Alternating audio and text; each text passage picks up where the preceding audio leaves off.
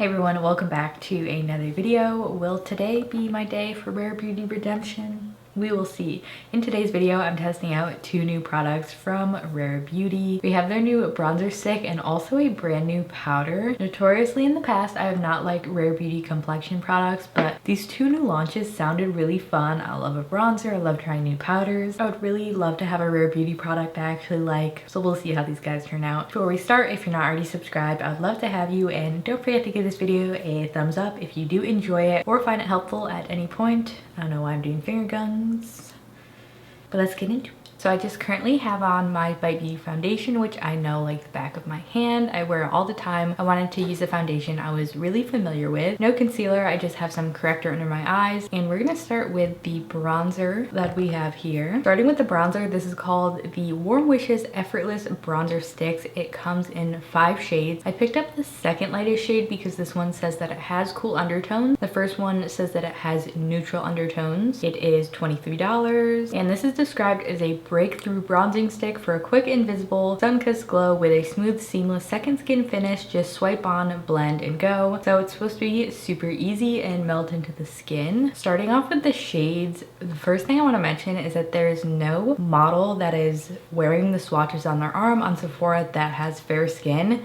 There is 2 models with medium, deep skin, and then there's a model with deeper skin. 5 shades. I feel like they could have added 2 more. One deeper shade, because they do have a deep shade but it's pretty red toned, maybe one with a different undertone, and then a lighter shade as well. The reason I picked up this one is because it's described as having cool undertones. We'll see about that in the swatch, but the first one does look pretty warm tone in all the swatches. The packaging is nothing crazy. It just comes in a stick form with a easy to use, just pull off cap, and then the product comes like this. It's just a round dome shape, and then you do twist it up and it does twist back down as well. When I'm swatching this, it's super creamy and it gives you a lot of pigment. So this is the shade Happy Soul, which they described as a cool tone shade. Is this cool toned? I don't think so. I'm gonna swatch it against some of my other bronzers to show you the difference, but I wouldn't really call this a cool tone bronzer. I feel like that was a bit misleading. This next swatch is the Milk Makeup Matte Bronzer in Baked. These are actually pretty similar. And then we have the e.l.f. Putty Bronzer in Tan Lines, which clearly does have some more warmth to it. This is the Kaja Cream Bronzer from the Lightest Trio, one of my favorite cream bronzers. Definitely lighter. The Rare Beauty one, it does have this interesting,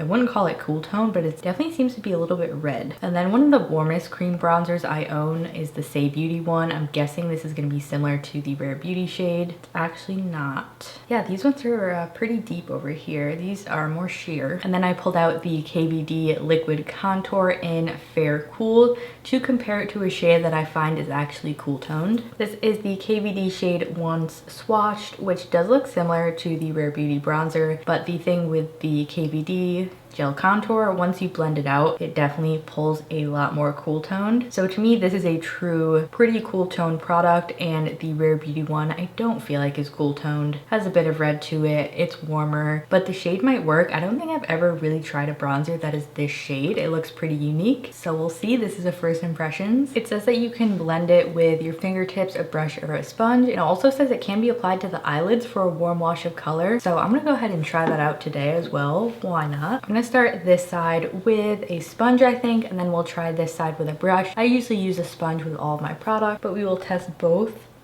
I'm gonna start with that much because it seems pretty pigmented, and we'll see where that goes. So I'm using my Shop Miss A blending sponge, and I'm just gonna start tapping this in an upwards motion and see how that blends out.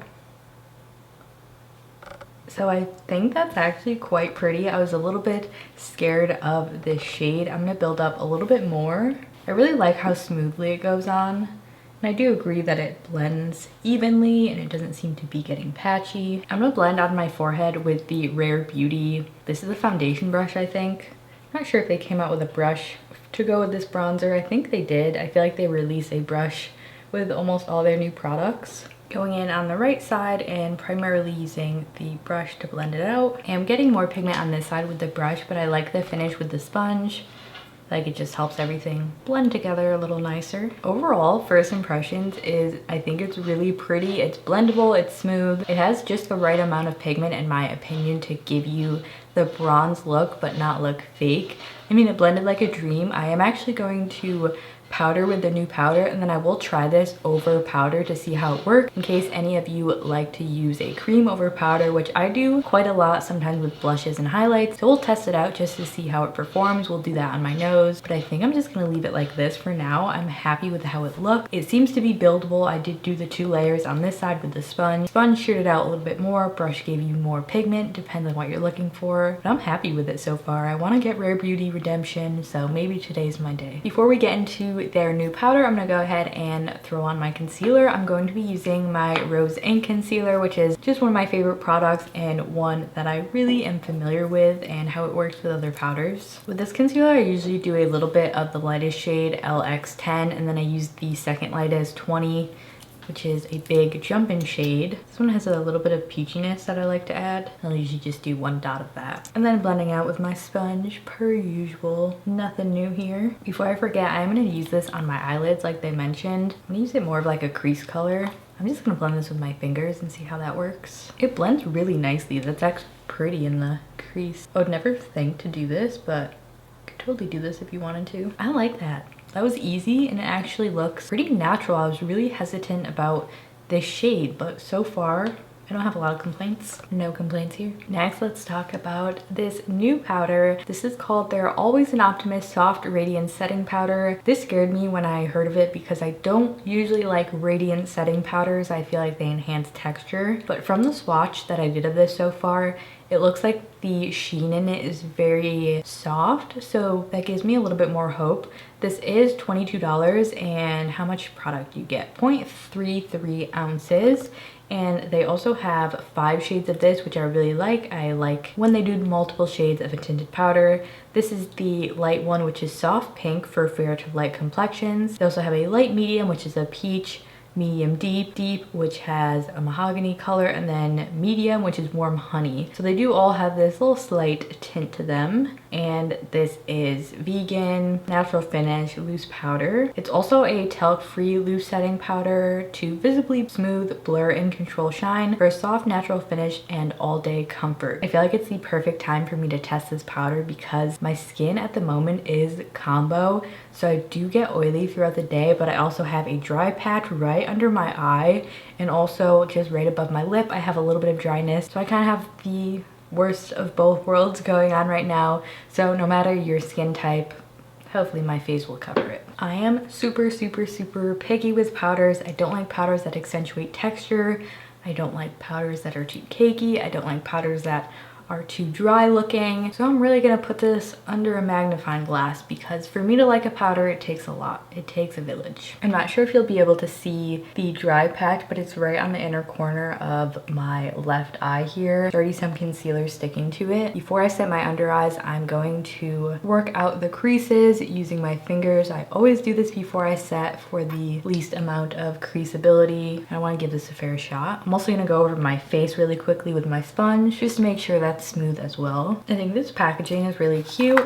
It has their logo on the inside of it, and then it has a stopper, and then you twist it and it only has like a little portion of holes where the powder comes out. I think that's nice, keeps it pretty clean. I'm gonna dump some in the cap. So here's what the light peach shade looks like. If you're worried that this is going to cast on you, I swatched it. It doesn't seem like it would. The tint in it seems very light and not super pigmented. I'm gonna use my one and only Real Techniques setting brush. I'm using quite a lot of product just to really coat all the bristles, and then I'm going to tap it off. I'm going to start with my non-dry eye and see how that works. Okay. Ooh, initially I don't love. It definitely darkened my under eye, which is always not a good thing for me. Let's go ahead and set the eye with the dry patch. The eye patch? Did I just say that? The eye with the dry patch. I'm not loving this. I don't know. It actually went over the dry patch pretty nicely. I feel like it actually made it look better in a weird sense. But in terms of how it's looking on my under eyes overall, it's doing this weird like crepey thing that I find that almost every single powder that has shimmer in it does to my under eyes. It also deepened them a little bit. I don't find that this was brightening on me at all, which I would expect a peach powder to hopefully be brightening. Nothing too bad, but I don't know. I don't know about this one. I do usually like powders like this for all over my face, so let's try it that way. Use a big fluffy brush and then start by patting it in. So this is quite a unique finish on the face. I think it's really pretty. It gives you this soft but still like have this glowiness to it. I'm guessing because it has that sheen in it. It really doesn't look great in the areas where I just have like more texture around my nose, the under eyes. I'm already gonna say no, it doesn't look good. I'll try it a little bit more with different concealers, but it just didn't smooth like I wanted it to, like my Ilia powder does. It's not horrible, but it's not good either. I do love how it looks on my forehead and my cheeks though. That looks super pretty. So we'll see how this controls oil throughout the day. Now I did say we would try the bronzer over powder as well. So let me do a little bit on my nose. I'm a little bit scared. Let's do it. And I'm gonna use my sponge so I don't pick up a ton of my powder or makeup. Okay, that actually worked surprisingly good. It did not pick up on the foundation or the powder. Pretty surprised this worked over powder. Really no issues. When I'm looking far away, I think the finish of the powder looks so pretty. Up close at my under eyes is not the best type of look. I'm gonna try to zoom in and show you what I'm talking about. This is very unflattering, but if you can see, I know there's a dry patch. I don't expect powder to do a lot for that, but it just looks a little crepey, a little cakey, not the hottest. So this will be my initial check-in. I will do the rest of my makeup, but it is now 3:40, pretty late, but I will wear this for as long as I can and update you on how it wears. I'll see you then. So it is 11:40. I'm here to check in and assess the situation. Let's start with how the bronzer wore. I think this wore really beautifully. It's still on my face. I was wearing a hat, I was wearing a mask. A lot of stuff was touching my face, and even with that, it's still visible and it didn't get splotchy or like patchy. Pretty impressive for a cream bronzer. I was really kind of concerned about this shade. It's not really cool toned. I mean, once you blend it out, it's a warm toned bronzer. You know, I feel like it was a little misleading that they did say it was cool toned when I really don't find that's what it is. But I do love the satiny matte sort of finish that it has. It's not too dewy, and I think because of that, it gives it that really good wear time. So not a super exciting like new innovative product, but a pretty good one. I mean, if you wanted a cream bronzer, this one comes at a good price point, and I do like the application of it. I like that it comes in the stick. Pretty nice, and I do like this shade better than the Milk Makeup one. That one's just a little bit too warm on me. Next for powder, I have a lot to talk about. We'll talk about the pros first. The pro is that it gives such a stunning finish. It actually makes my skin look like plump in a way. It's really like indescribable. It just adds a slight glow to your skin, makes it look really healthy. If you have dry skin, you probably love the finish of this powder. Now, onto the cons of it. It looked really bad under my eyes. It's not oil controlling at all, so don't expect it to be. I'm still getting very oily in my T-zone, and it hasn't really prevented creasing either. It's more just like a light finishing powder is what I would describe this as. Another big con is that it does deepen my concealer, deepens my under eyes. I did do a swatch on my hand. I will insert the video now. On the left side is the Rose Ink Concealer on its own, and then on the right I set it with this powder, and you could tell that it did deepen it a slight bit, which I don't like. I feel like brands should not be afraid to make an even lighter shade than this. Like, make a white powder. I would love that. I would use it. If you have fair skin and you would like basically a white powder to highlight your under eyes with, comment below. But yeah, this is just not a great shade for me. It's not super flattering. I don't really love peachy tints on me. I find that it really changed the color of my foundation, which I'm not a fan of. Don't do that, Rare Beauty. I don't like that. I do also want to compare this to the e.l.f. Halo Glow powder. Super similar finish. The Halo Glow does not deepen my skin at all though, which is great. If you wanted a dupe, I feel like they're so similar. I would have to compare them side to side, but just looking at the finish of it, the Halo Glow has that same type of glow to it. If you have dry skin, you might like this. I just really didn't like this under my eyes. I'm not surprised. I'm so picky with powder. My Ilia Beauty is still #1, smooths everything out. This one accentuates and dried it out and creased it up. I wanted to like it, but I didn't. Sorry. I also did do a flash test with this. I'll insert it here.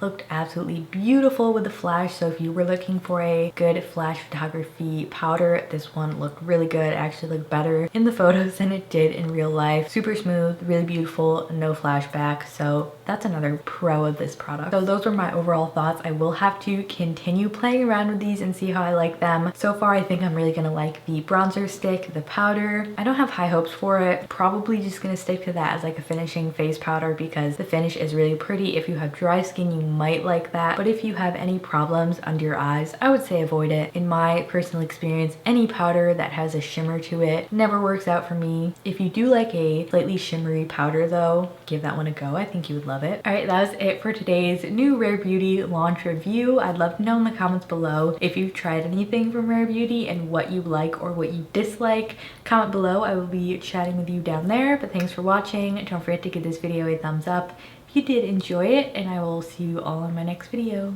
Bye.